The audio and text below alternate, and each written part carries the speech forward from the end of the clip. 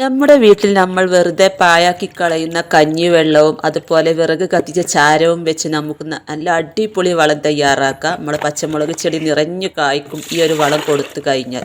അപ്പോൾ ഞാനിവിടെ 1 ലിറ്റർ കഞ്ഞിവെള്ളം എടുത്തിട്ടുണ്ട്. അതിലോട്ട് 2 പിടി ചാരമാണ് ചേർത്ത് കൊടുക്കുന്നത്. ചാരത്തിൻ്റെ അളവ് കൂടിപ്പോകരുത്.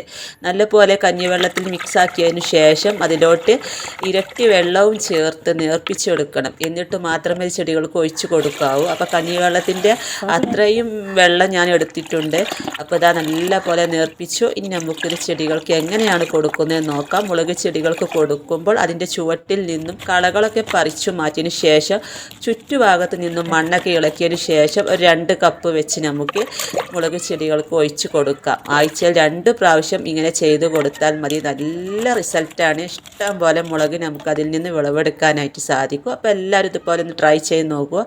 വീഡിയോ ഇഷ്ടമായ ലൈക്ക് ഷെയർ ചെയ്യാനും മറക്കരുത്.